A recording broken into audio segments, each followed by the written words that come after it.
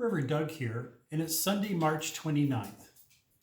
Today's message is from John 9, 1-7, and the story goes on actually for the whole chapter of 9, and I encourage you to read it because there's a lot of material in there about Jesus and about life in general. So John 9, 1-7, a man born blind receives his sight. As he walked along, he saw a man blind from birth, and his disciples asked him, "Rabbi, who sinned, this man or his parents, that he was born blind?" Jesus answered, "Neither this man nor his parents sinned. He was born blind so that God's work might be revealed in him. We must work the works of him who sent me while it is day. Night is coming when no one can work. As long as I am in the world, I am the light of the world." And when he had said this, he spat on the ground and made mud with his saliva, spread the mud on the man's eyes, saying to him, "Go wash in the pool of Siloam," which means sent. And then he went and washed and came back able to see. One of the things that I remember about our daughters when they were very young is that they were always asking why questions. Why is the grass green? And why don't I get to stay up late? Or why does my friend get to go to Disney World and I don't? And why is my friend a different color from me? Or why did Grandpa get very sick? Why the airplane flies? And the list goes on and on and on. Why? And we never stop asking that question. Why does someone get cancer? Why COVID-19? Why can't God stop COVID-19? Why do good things happen to bad people and bad things to good people? And one of the realities of life is the fact that there are many more questions than answers. Did you know that there's a whole book in the Old Testament dedicated to that one question, why? It's the book of Job. You see, Job is a good man. He's a faithful man. He loves God. He's a devoted father and husband.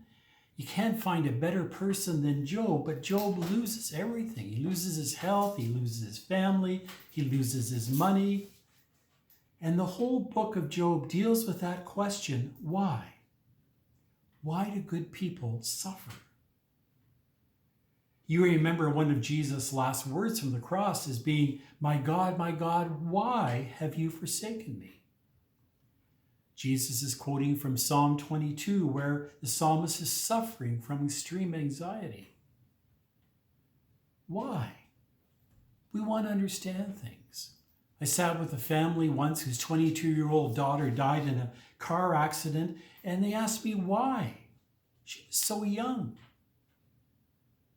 I was a young minister, and I really didn't know what to say. And to be honest, I still have a hard time with that question because I have no easy answer.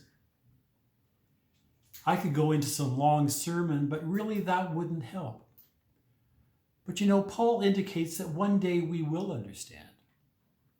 1 Corinthians 13:12, "For now we see in a mirror dimly, but then we will see face to face.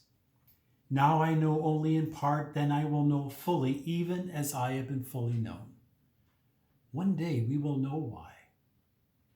Today's reading from John is about the why question. As he went along, he saw a man blind from birth, and his disciples asked him, "Rabbi, who sinned, this man or his parents, that he was born blind?" And as I said, the whole 9th chapter deals with that question of why the man was born blind. The Pharisees asked, "Why is this sinner healed?" You see, it was assumed at your time that your sin was the reason for your condition or your parents' sin. Certainly there are better kinds of people that Jesus could have touched and healed. Well, Job never gets an answer as to his why question. His friends made suggestions as to the reason for his suffering, but in the end, there was no answer given. And Jesus answered to his disciples, "Neither this man nor his parents sinned, but this happened so that the work of God might be displayed in him. He will be healed, and you will see the power of God at work in this man." In 2 Corinthians 12, Paul writes about a thorn in his side. He says, 3 times I appealed to the Lord about this, that it would leave me. Now, theologians have speculated about this thorn in Paul's side, and many think it was a physical ailment, an eye issue, or because elsewhere in his writings he refers to a problem with his sight. But God's response is, my grace is sufficient for you, for my power is made perfect in weakness. In the Bible, we don't find direct answers to our why questions, but we do find God's word to us that my grace is sufficient for you. Grace is used 150 times in the New Testament. It means divine favor bestowed on those who do not deserve it. It's a free gift. Paul stopped asking the question to take away his thorn. And that was not a sign that Paul gave up on God, but that he rested in God's sufficient grace. You know, there's a story of a fish who was worried that if it drank too much water in the river each day, it might drink the river dry. But the river answered, drink away, little fish. My stream is sufficient for you.